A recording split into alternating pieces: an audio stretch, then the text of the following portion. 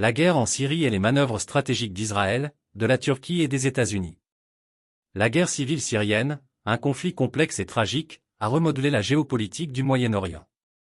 Parmi ses conséquences les plus profondes figure la perception selon laquelle Israël a réussi à tirer parti de cette tourmente pour faire avancer ses objectifs stratégiques, souvent caractérisés comme la promotion du concept de « Grand Israël ».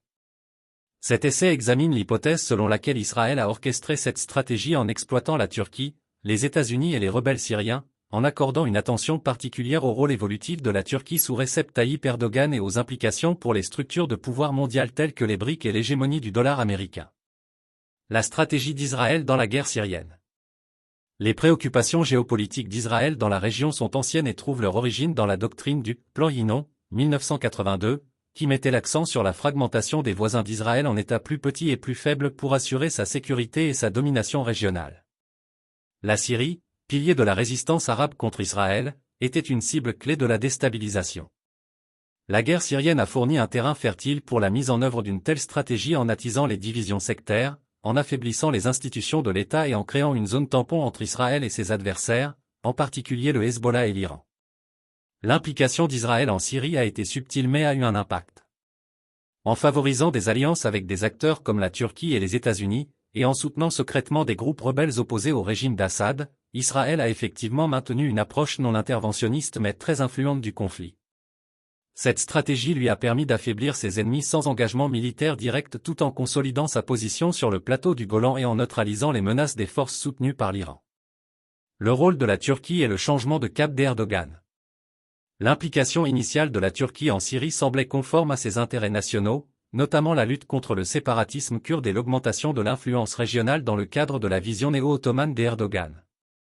Cependant, la coopération de la Turquie avec les États-Unis et les rebelles syriens a également servi les objectifs israéliens, consciemment ou non.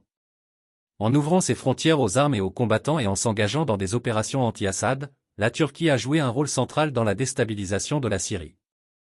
L'apparente transformation idéologique d'Erdogan, a commencé par la confrontation dramatique, One Minute, avec Shimon Peres à Davos, 2009, a suggéré une rupture avec l'influence occidentale et israélienne.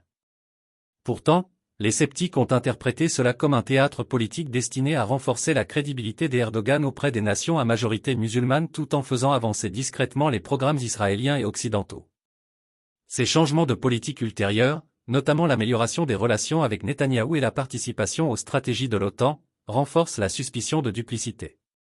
La position d'Erdogan en tant que moule, semblable au tristement célèbre espion israélien Eli Cohen, souligne son efficacité à maintenir une double loyauté. Alors que Cohen a infiltré les dirigeants syriens pour aider les services de renseignement israéliens, Erdogan aurait orienté la politique turque de manière à ce qu'elle profite finalement à Israël et à l'Occident. Son récent éloignement de la Russie et le refroidissement des relations avec les pays du BRICS signalent un retour à un alignement pro-occidental, probablement encouragé par des promesses de récompenses économiques, telles que des oléoducs et un soutien financier lié aux intérêts américains. Implications pour la Russie, les BRICS et le dollar américain. Les alliances changeantes de la Turquie ont des implications géopolitiques plus larges, en particulier pour ses relations avec la Russie et les BRICS. La Russie, un soutien clé d'Assad, comptait sur la neutralité ou la coopération turque pour gérer le conflit syrien et maintenir son influence régionale. Le retour apparent de la Turquie dans le camp américain sape la position de la Russie, compromettant ses intérêts stratégiques au Moyen-Orient et affaiblissant les BRICS en tant que contrepoids à la domination occidentale. Ce réalignement est avantageux pour les États-Unis, à la fois géopolitiquement et économiquement. En réaffirmant leur influence sur la Turquie, les États-Unis renforcent la cohésion de l'OTAN, perturbent la dynamique des BRICS et s'assurent un partenaire pour contrôler les voies d'approvisionnement en énergie par le biais de pipelines qui contournent l'influence russe. De plus, la fragmentation des BRICS réduit les menaces qui pèsent sur le statut du dollar en tant que monnaie de réserve mondiale, renforçant ainsi sa domination sur les marchés mondiaux. La politique de la carotte et la stratégie de Netanyahou. La politique de la carotte, du Premier ministre israélien Benjamin Netanyahou, qui propose des incitations économiques en échange d'une coopération politique, est une caractéristique de la diplomatie israélienne. Il est plausible que Erdogan, attiré par des promesses d'aide financière et d'opportunités énergétiques, ait réorienté sa politique pour l'aligner sur les intérêts israéliens et américains.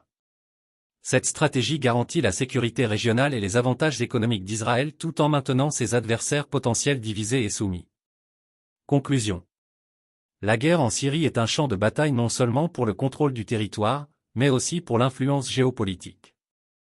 L'utilisation stratégique par Israël de la Turquie, des États-Unis et des rebelles syriens illustre un plan à long terme pour déstabiliser ses adversaires et sécuriser ses intérêts. La transformation d'Erdogan, qui était auparavant un critique apparent d'Israël, en un allié potentiel, soulève des questions sur ses véritables loyautés et souligne la complexité de la politique au Moyen-Orient.